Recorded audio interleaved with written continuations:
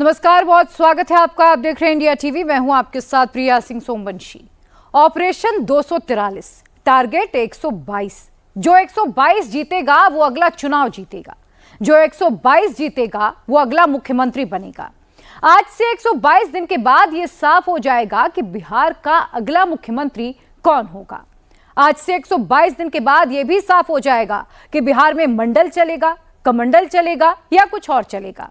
चुनाव से पहले प्रशांत किशोर ने एक सर्वे किया, उसके नतीजे बेहद चौंकाने वाले हैं। क्या बीजेपी चुनाव हार सकती है? क्या नीतीश कुमार की कुर्सी चली जाएगी? क्या तेजस्वी भी सीएम नहीं बन पाएंगे? बिहार में वो हो सकता है जो पिछले 35 साल में किसी ने सोचा भी नहीं। बिहार में अगड़ा पिछड़ा दलित महादलित के सारे समीकरण टूट सकते हैं। 35 साल के बाद बिहार को ब्राह्मण मुख्यमंत्री भी मिल सकता है, लेकिन कुछ शर्तें हैं। पूरी डिटेल आपको मिलेगी इस रिपोर्ट में। प्रशांत किशोर ने बिहार का सर्वे कर लिया। सर्वे करके पीके ने कौन सा प्लान बनाया? जाति एक फैक्टर है, लेकिन जाति एकमात्र फैक्टर नहीं है। 2% से कम नीतीश जी की जाति की संख्या है। पीके क्या तेजस्वी का रास्ता रोकने के लिए आए हैं? ज्यादातर मोस्ट डोमिनेंट कास्ट के रिप्रेजेंटेटिव जो होते हैं, लीडर होते हैं, वो समाज में टॉप पोजीशन पे उस राज्य में पहुंचने में उनको दिक्कत है।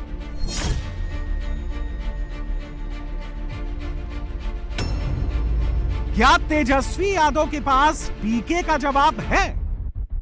ये चुनाव जो है एक परिवर्तन का चुनाव होने जा रहा है। क्या पीके पांडे बिहार के मुख्यमंत्री भी बन सकते हैं? बिहार में भाजपा और लालू जी के अलावा एक विकल्प हो।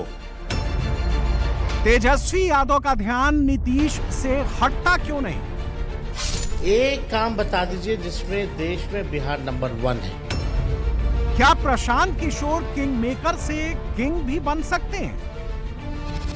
बिहार में सिर्फ 1250 परिवार के लोग ही आज तक एमएलए एमपी बने हैं। क्या तेजस्वी के पास नीतीश कुमार की पार्टी के अंदर की खबर है?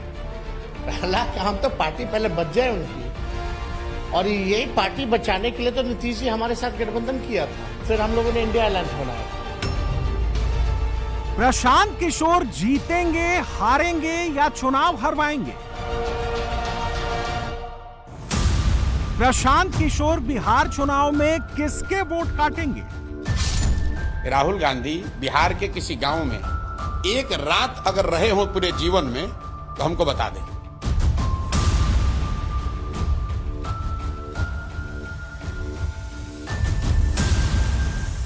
बिहार के आखिरी ब्राह्मण मुख्यमंत्री जगन्नाथ मिश्रा थे। 10 मार्च 1990 को जगन्नाथ मिश्रा गद्दी से उतरे और वहां लालू यादव बैठे। उसी के साथ बिहार में पिछड़ा राज शुरू हुआ। तब से 35 साल बीत गए, बिहार में कोई ब्राह्मण सीएम नहीं बना। इन 35 सालों से कोई भूमिहार भी मुख्यमंत्री नहीं बना, कोई राजपूत या कायस्थ भी मुख्यमंत्री नहीं बना। लालू से पहले बिहार में सवर्ण मुख्यमंत्रियों की कतार देखती थी। लालू के बाद ब्रेक लग गया। मंडल ने बिहार में पिछड़ा पॉलिटिक्स का ऐसा पहाड़ बनाया जिस पर कोई सवर्ण चढ़ ही नहीं पाया।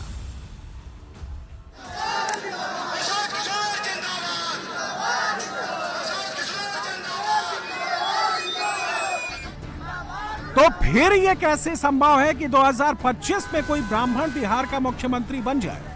देश में जातियों की गिनती अभी होगी, बिहार में गिनती हो चुकी है।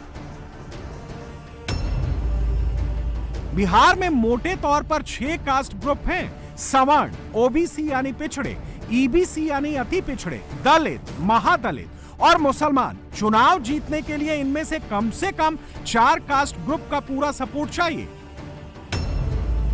जब लालू मुख्यमंत्री बने तो ओबीसी, ईबीसी, दलित, महादलित और मुसलमान, इन 5 कास्ट ग्रुप ने लालू को अपना नेता बनाया। लालू गरीब गुरबों के नेता बने। तभी बिहार चुनाव में बैलेट बॉक्स से जिन निकलता था। 1995 में लालू सारे सियासी दावों को धोबी पछाड़ मारकर दोबारा बिहार में मुख्यमंत्री बने थे। अगर चारा घोटाला ना हुआ होता तो लालू को कुर्सी से हिलाना बहुत मुश्किल होता। लालू जी भी बिहार उन्होंने एक बार जीता है, ये ध्यान रखिए। आप कहिएगा लालू जी यहाँ यादव सबसे बड़ी समाज उनका संख्या वो बने, नहीं बने। लालू जी यहाँ 1995 में एक ही बार चुनाव जीते अपने दम पर, और वो तब जीते जब वो गरीबों के नेता के तौर पर देखे जाते थे। उसके बाद जब वो पिछड़ों के नेता हुए, तो जब वो गरीबों के नेता थे तो लालू जी की पार्टी 54 में 53 एमपी जीत कर आई थी, तब बिहार झारखंड साथ में था। तो आप जब लालू जी पिछड़ों के नेता बन गए तो उनकी एमपी की संख्या घट के 20-25 हो गई। जब वो यादवों के नेता हो गए तो घट के 10-12 आ गए। अब वो आरजेडी के यादव के नेता हैं तो उनकी संख्या 2-4-5 है। 2005 के बाद से बिहार का कास्ट कैलकुलेटर नीतीश कुमार चला रहे हैं। नीतीश की पार्टी और मोदी की पार्टी जब मिलती है तो ओबीसी यानी पिछड़े, ईबीसी यानी अति पिछड़े, दलित और महादलित, इन 5 कास्ट ग्रुप के वोट मोटे तौर पर नीतीश कुमार के साथ जुड़ जाते हैं।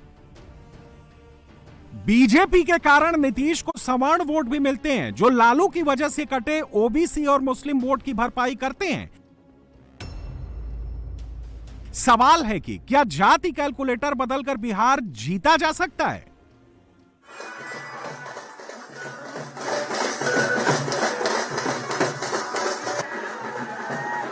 प्रशांत किशोर जो फॉर्मूला लेकर आए हैं उसके हिसाब से तो लगता है कि बिहार में सीएम पोस्ट की रेस ओपन है। प्रशांत किशोर का लॉजिक यह है कि किसी राज्य में जो जाति सबसे ज्यादा डोमिनेंट होती है, उस राज्य में उस जाति का मुख्यमंत्री बनने में दिक्कत होती है। बिहार में यादव सबसे डोमिनेंट जाति है, लेकिन पिछले 20 साल से बिहार में यादव मुख्यमंत्री नहीं बन रहा। यूपी में भी यादव सबसे डोमिनेंट कास्ट है, लेकिन पिछले 8 साल से यूपी में यादव मुख्यमंत्री भी नहीं बन रहा। हरियाणा में जाट सबसे डोमिनेंट कास्ट है, लेकिन हरियाणा में जाट सीएम नहीं बन रहा।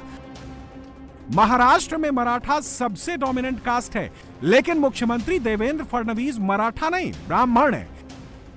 कर्नाटक में लिंगायत और वोक्कालिंगा डोमिनेंट है, लेकिन मुख्यमंत्री सिद्धारमैया कुस्पा जाति के हैं। इसी तरह आंध्र प्रदेश में कम्मा, कापू और रेड्डी, ये 3 जातियां 1, 2 और 3 नंबर पर हैं। आंध्र में सबसे ज्यादा मुख्यमंत्री बनने का मौका रेड्डी को मिला। जिसकी संख्या ज्यादा होती है उसको शुरुआती ताकत उसकी ज्यादा दिख सकती है। आप लालू जी के नजरिए से देखिए, लालू जी की जाति की संख्या मान लीजिए 17 है, तो क्या 17% लोग सरकार बना सकते हैं? जब तक दूसरे लोग उसमें जुड़ेंगे नहीं, तब तक किसी भी जाति की संख्या इतनी नहीं है कि वो अपने दम पर किसी की सरकार बनवा दे या पूरी व्यवस्था बदल दे। अब जब आप एक डोमिनेंट कास्ट से आते हैं तो दूसरी सारी जातियां सामाजिक राजनीतिक तौर पर उससे डरती हैं और वो गोलबंद होती हैं। इसलिए आप देखते हैं कि पूरे देश में आप एनालिसिस करवा के देख लीजिएगा, अभी का ही नहीं, पिछले 20 साल का, ज्यादातर मोस्ट डोमिनेंट कास्ट के रिप्रेजेंटेटिव जो होते हैं, लीडर होते हैं, वो समाज में टॉप पोजीशन पे उस राज्य में पहुंचने में उनको दिक्कत है। एक ऐसा व्यक्ति जिसका काम ही था चुनाव लड़वाना, एक ऐसा व्यक्ति जो नेताओं को यह समझाता था कि अगर ऐसा ऐसा कर लो तो चुनाव जीत जाओगे, वो व्यक्ति अब खुद मैदान में उतरा है।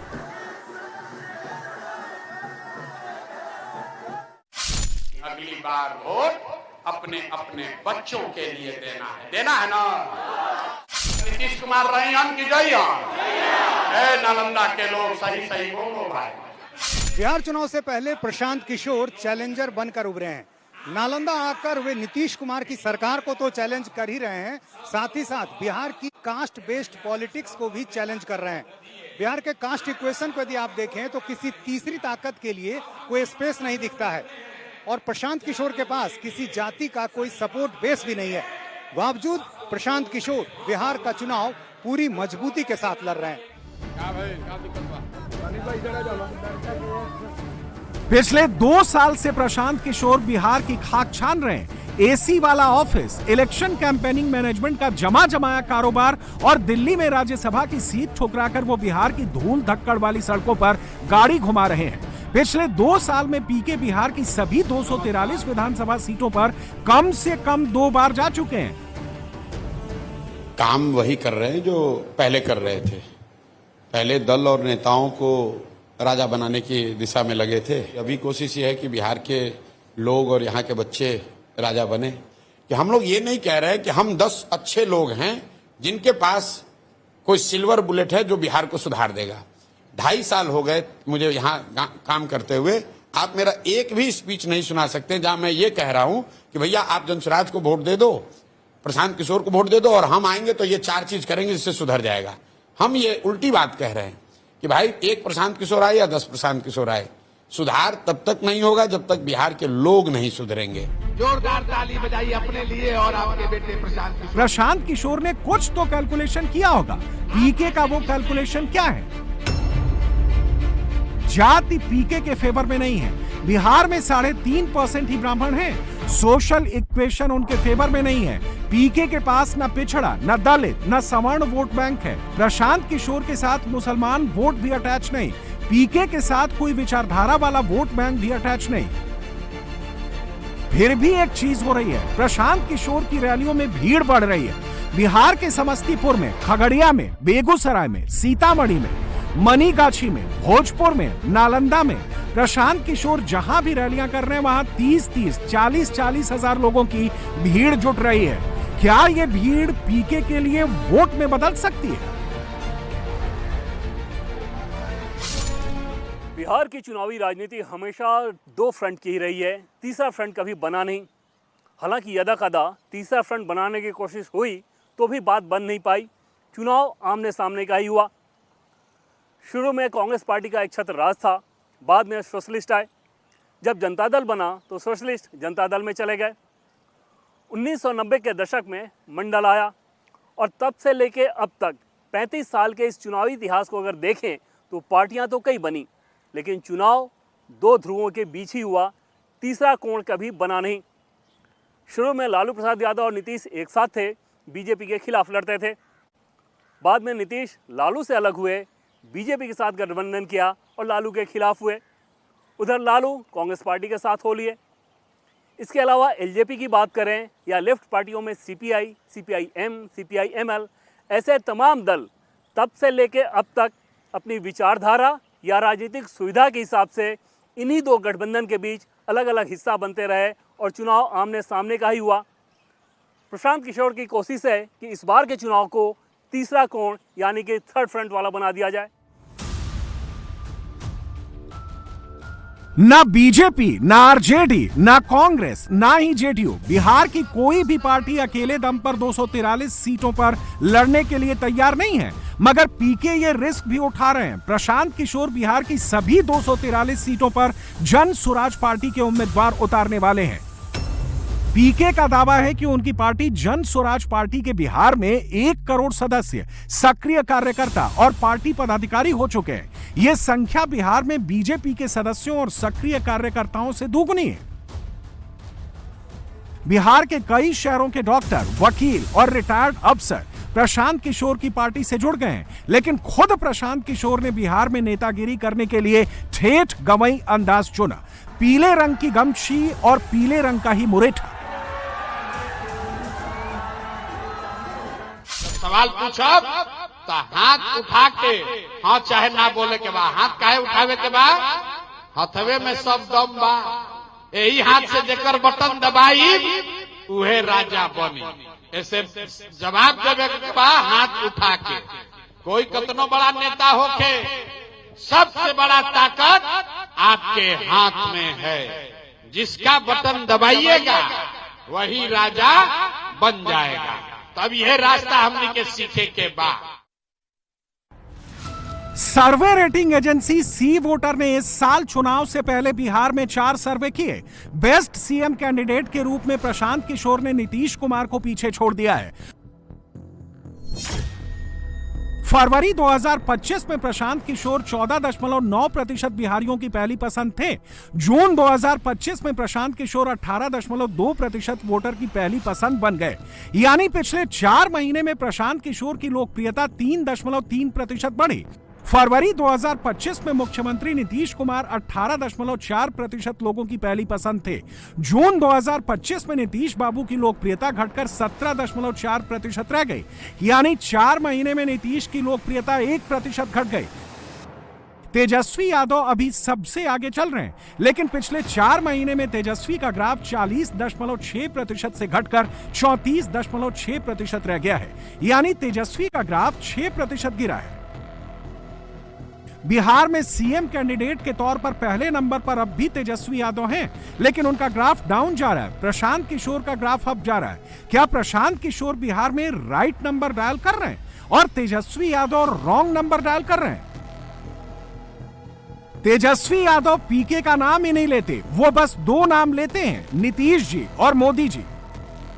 तेजस्वी लालू की तरह खुलकर आरोप भी नहीं लगाते, बस इशारों इशारों में कहते हैं कि मोदी जी की पार्टी नीतीश जी की पार्टी को खत्म करने में लगी हुई है। नीतीश कुमार जी के राज में अपराध की सबसे ज्यादा बेलगाम है। यहाँ तो पुलिस का एनकाउंटर होने लग गया है। देखो अभी जेडीयू को कौन चला रहा है? बताइए। 2-4 लोग हैं जो भाजपा से ही आए थे।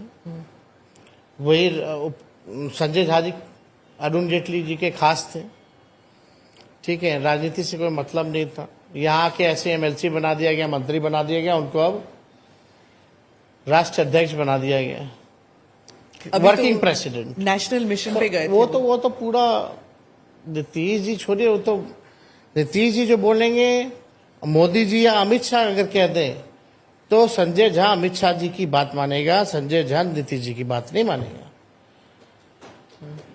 ये बात सच है और आप फील भी करिएगा थोड़े आने वाले समय में। तेजस्वी यादव की पिछड़ा पॉलिटिक्स का कंपल्शन उनको बार बार नीतीश कुमार की ओर खींचता है। तेजस्वी नीतीश से आगे नहीं बढ़ पा रहे, घूम फिरकर वो भी जंगल राज वाले मुद्दे पर आ जाते हैं, जो असल में नीतीश कुमार की पिच है। प्रशांत किशोर यही बाजी मार रहे हैं। उन्होंने अपनी राजनीति को किसी दायरे में नहीं रखा है। वो मोदी पर भी बोल रहे हैं, नीतीश कुमार पर भी बोल रहे हैं, लालू पर भी बोल रहे हैं और बिहार के मुद्दों पर तो बोल ही रहे हैं। गली के लिए नहीं, अगली बार वोट अपने अपने बच्चों के लिए देना है ना। प्रशांत किशोर कभी कभी उस सीमा तक भी बोल रहे हैं जहां तक जाकर बिहार का कोई दूसरा नेता नहीं बोलता। और आप बताइए, मोदी जी का भाषण 14 में हमने लिखा है, मैं आपको कोट कर देता हूं। मोतिहारी में मैंने उस समय मोदी जी से कहलवाया। मोदी जी ने कहा कि इसी चीनी मिल से के बनी हुए चीनी से चाय पीऊंगा, तब बिहार लौटूंगा, तब वोट मांगने आऊंगा। 14 में कहा था, नहीं बना। अरे भैया, मोतिहारी चीनी मिल का जमीन एक एक टुकड़ा बांट दिया गया, बेच दिया गया और खरीदने वाले आधे से ज्यादा भाजपाई हैं। आपके कैमरे पर कह रहा हूं, फिर कहेगा कि मानहानि का दावा करेंगे। आधे से ज्यादा मोदी जी के पार्टी के लोगों ने उस मिल के जमीन को बेच लिया, हड़प लिया। उसके बाद मोदी जी वहां 4 बार गए, लेकिन गलती मोदी जी की नहीं है, गलती बिहारियों की है, मोतिहारी के लोगों की है। क्योंकि 14 के बाद 3 चुनाव हुआ और तीनों बार भाजपा को ही मोतिहारी में फिर जिता दिया। और इस बार नहीं जिताएगा, इस बार सबक सिखाएगा, उनको दिखेगा। प्रशांत किशोर बिहार के लोगों से बड़े बड़े चुनावी वादे नहीं कर रहे। वो फ्री राशन, फ्री बिजली, फ्री पानी पर वोट नहीं मांग रहे। प्रशांत किशोर सबको सरकारी नौकरियों का वादा भी नहीं कर रहे। वो बड़ी बड़ी फैक्ट्रियां लगाने का वादा भी नहीं कर रहे। फिर भी प्रशांत किशोर कहते हैं कि वो पलायन रोक देंगे। कैसे रोक देंगे? उनका जवाब होता है कि अच्छे स्कूल खोलकर और बिहार में बिजनेस और रिटेल सेक्टर के लिए सस्ता कर्ज मुहैया कराकर। बिहार के हर ब्लॉक में नेतरहाट जैसा 5-5 स्कूल। प्रशांत किशोर का ये वादा बिहार के लोगों को कितना एक्साइट करता है। नेतरहाट स्कूल पहले बिहार में था, राज्य का बंटवारा हुआ तो नेतरहाट स्कूल झारखंड में चला गया। ये वो स्कूल है जहां से 1500 आईएएस आईपीएस बन चुके हैं। पीसीएस अधिकारियों की तो गिनती ही नहीं है। नेतरहाट जैसा स्कूल हर ब्लॉक में, एक नहीं बल्कि 5-5 स्कूल। गांव के बच्चे बस से स्कूल जाएंगे और आईएएस आईपीएस बनेंगे। बिहार के नेताओं ने ऐसा वादा करना ही बंद कर दिया था। प्रशांत किशोर ने बिहार का सर्वे कराने के बाद ये वादा किया है। चुनाव आयोग ने स्कूल बस्ता का इलेक्शन सिंबल देकर प्रशांत किशोर का रास्ता आसान कर दिया है। ऊपर ऊपर अगर देखेंगे तो प्रशांत किशोर की पार्टी के मॉडल और अरविंद केजरीवाल की आम आदमी पार्टी के मॉडल में बहुत कुछ समानताएं नजर आएंगी। नए नए लोगों को मेंबर बनाना, डॉक्टर, इंजीनियर या पूर्व नौकरशाह ऐसे लोगों को अपनी पार्टी से जोड़ना, शिक्षा का मसला हो या स्वास्थ्य का, ऐसे मुद्दों को तार्किक तरीके से लोगों के दिल में उतारना, ये सारी समानताएं दोनों ही पार्टियों में नजर आएंगी। बावजूद इसके पीके के मॉडल और अरविंद केजरीवाल के मॉडल में एक बड़ा फर्क है ग्राउंड रियलिटी के हिसाब से। अरविंद केजरीवाल की पार्टी एक आंदोलन से निकली हुई पार्टी थी। उसका फ़ायदा उन्हें यह मिला कि माहौल ऑलरेडी बना हुआ था, एक अंग्रेजी में जिसे बज़ कहते हैं वो बना हुआ था। केजरीवाल ने इस माहौल को, इस बज़ को वोट में कन्वर्ट कर लिया। प्रशांत किशोर के पास ऐसी कोई सुविधा नहीं थी।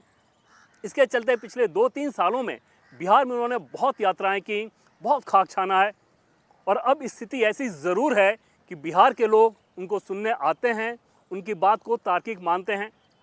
ऐसे में प्रशांत किशोर की कोशिश है कि इस सेंटीमेंट को वोट में कन्वर्ट कर दिया जाए। 2020 के विधानसभा चुनाव में तेजस्वी ने बहुत मेहनत की, उसका उन्हें फ़ायदा भी मिला। अब प्रशांत किशोर उससे ज़्यादा मेहनत करके एक बड़ा करिश्मा करना चाहते हैं। 0 से 15 साल के ग्रुप के लिए नेतरहाट जैसा स्कूल, 15 से 60 साल के लोगों के लिए सस्ता कर्ज और 60 साल से ऊपर के बुजुर्गों के लिए 2000 रुपए महीने की पेंशन। क्या ये 3 वादे प्रशांत किशोर को बिहार का चुनाव जितवा देंगे? पीके की बातों का कुछ असर तो हो रहा है। बिहार में अब तक 400 रुपए का बुजुर्ग पेंशन मिलता था, अब सरकार ने उसे बढ़ाकर 1100 रुपए कर दिया है। प्रशांत किशोर कहते हैं कि यह उनकी पार्टी के दबाव का असर है। बिहार में चपरासी से लेकर मुख्य सचिव तक जितने लोग सरकारी नौकरी करते हैं वो टोटल संख्या है 23.25 लाख। टोटल संख्या है 23.25 लाख लोग ही सरकारी नौकरी में हैं। यहां नेता आएगा और दावा करेगा कि हम 10 लाख दे दिए हैं नौकरी, हम 5 लाख दे दिए, हम 20 लाख दे देंगे। 78 साल की व्यवस्था के बाद बिहार में सिर्फ 23.25 लाख लोग ही सरकारी नौकरी करते हैं, जो कि पॉपुलेशन का 1.97% है। प्रशांत जी, तो अगर आप सरकारी नौकरी से बिहार में रोजगार देना चाहते हैं तो ना ये संभव है, ना आगे कभी संभव होगा। बिहार में रोजगार तब होगा, पलायन तब रुकेगी जब लोगों के पास शिक्षा हो, काम करने के लिए उनके पास पूंजी और एक कंड्यूसिव एनवायरनमेंट हो, और बूढ़े जो लोग हो गए हैं जिसको व्यवस्था ने पिछले 30 वर्ष में ठग लिया है, उसकी चिंता हम लोग ले। यही वेलफेयर इकोनॉमी है, यही वेलफेयर स्टेट की कल्पना है कि जो बच्चे हैं उनको पढ़ाया जाए, जो यंग हैं वो काम करें, जो बूढ़े हैं उसको हम लोग अपने कंधे पर उसका बोझ उठाकर चले। बिहार के लोगों को सस्ता कर्ज दिलाने का वादा क्या है? वोट बिहार का तो फैक्ट्री बिहार में लगना चाहिए कि गुजरात में लगना चाहिए? बिहार के लोगों को बैंकों से आसानी से कर्ज नहीं मिलता। पीके कहते हैं कि बिहार के लोग बैंकों में पैसा जमा करते हैं, जबकि उनके पैसे से गुजरात के लोगों को कर्ज मिलता है। बिहार में कि गुजरात में? बिहार में कि गुजरात में? बिहार में सीडी रेशियो 40% का है, यानी बिहार के लोग बैंकों में 100 रुपए जमा कराते हैं तो उसमें से 40 रुपए का ही कर्ज बिहार के लोगों को मिलता है, बाकी पैसा दूसरे राज्यों के बैंकों को भेज दिया जाता है। पीके रिजर्व बैंक के आंकड़े दिखाकर बताते हैं कि 1990 से 2024 तक बिहार के लोगों के 26 लाख करोड़ रुपए दूसरे राज्यों में भेज दिए गए। ये सब ऐसी चीजें हैं जो बिहार चुनाव में कभी मुद्दा नहीं बनते। प्रशांत किशोर इसे बिहार के लोगों को देसी तरीके से समझाते हैं।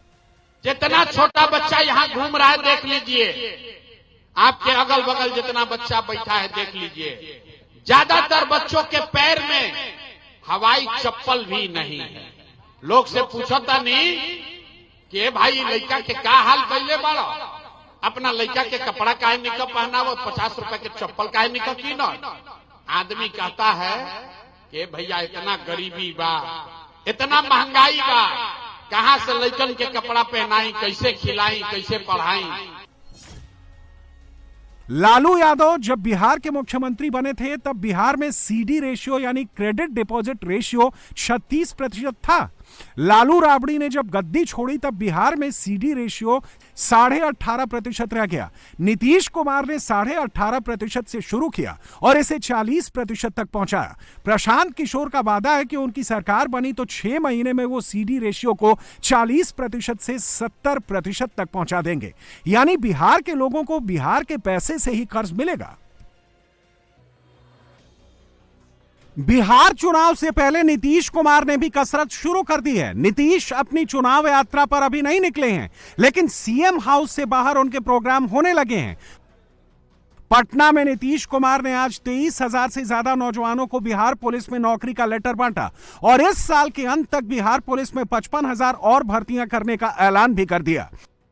कम से कम जो बात आखिर हम ही ने किया, किसी ने किया, देश में कहीं नहीं है। अब महिलाएं जितनी हमारी है, इतनी महिला देश के किसी भी राज्य में इतनी महिलाएं नहीं है। तो अब महिलाओं को तो हम इतना कहेंगे कि जरा जहां भी रहती है एकदम काम ठीक से कर रही है। मैं उनको बधाई देता हूं, महिलाओं को भी। नीतीश कुमार अपने लेट स्विंग के सहारे चुनाव जीतने की आस लगाए हुए हैं। बिहार के मुख्यमंत्री बनने की रेस में आगे निकलने के लिए छटपटा रहे तेजस्वी यादव। नीतीश सरकार और मोदी सरकार की खामियां गिनाने में बिजी हैं। नीति आयोग की रिपोर्ट में गरीबी में बिहार नंबर 1, बेरोजगारी में नंबर 1 है, पलायन सबसे अधिक बिहार में होता है, प्रति व्यक्ति आय सबसे कम बिहार में है, प्रति व्यक्ति निवेश सबसे कम बिहार में है, शिक्षा चिकित्सा में हम फिसड्डी हैं। प्रशांत किशोर इस समय का इस्तेमाल बिहार के कोने कोने तक पहुंचने में कर रहे हैं। इलेक्शन मैनेजमेंट कैसे किया जाता है, यह प्रशांत किशोर को किसी से समझने की जरूरत नहीं है। वो दूसरी पार्टियों के लिए, दूसरे नेताओं के लिए यह काम करते रहे हैं। अब यह काम वो खुद के लिए कर रहे हैं। प्रशांत किशोर इस बार किसी और नेता की इमेज नहीं चमका रहे, बल्कि खुद अपनी इमेज चमका रहे हैं। पीके कहते हैं कि वो कोई क्रांति करने नहीं निकले हैं, क्योंकि क्रांति या आंदोलन से किसी व्यवस्था को हटाया जा सकता है, लेकिन कोई नई व्यवस्था क्रिएट नहीं की जा सकती है। यह काम लोकतांत्रिक प्रक्रिया से ही हो सकता है। अब सबसे अहम सवाल, पीके बिहार में कितनी सीटें जीत सकते हैं? 5, 10, 20, 45, 50, 75, 100 या 122? बिहार विधानसभा में 122 का नंबर मैजिक नंबर है। जिसके पास 122 का फिगर आ गया वो बिहार का मुख्यमंत्री बन गया। 2000 में आखिरी बार राबड़ी देवी आरजेडी के 124 विधायकों के साथ बिहार की मुख्यमंत्री बनी थी। उसके बाद किसी भी नेता को या किसी भी दल को बिहार में यह स्पष्ट बहुमत नहीं मिला। नीतीश कुमार को 2010 के चुनाव में मैक्सिमम नंबर मिला था 115। 2010 में 115 से नीतीश कुमार 2015 में 71 सीटों पर आकर रुके और 2020 में वो 43 सीटों पर बच गए। 43 विधायकों वाले नीतीश कुमार बिहार के किंग हैं, क्योंकि बिहार की गठबंधन वाली सियासत में 43 सीटें नीतीश को वो पावर देती हैं कि वो जिधर जाएं सत्ता उधर ही खिसक जाती है। पीके इस सिचुएशन के डिसरप्टर हैं। अगर वो 25 सीटें भी जीत गए तो जेडीयू और आरजेडी के बीच का पावर बैलेंस चेंज कर देंगे। वैसी स्थिति में एक नई संभावना बन सकती है। किसी एक अलायंस के साथ पीके का ऐलान हो सकता है। अगर ऐसा हुआ तो बिहार में एक नई सत्ता का उदय होगा। कौन बचा? लालू, नीतीश, मोदी तीनों गए तो कौन बचा? जोर से बोलिए, कौन बचा? कौन बचा?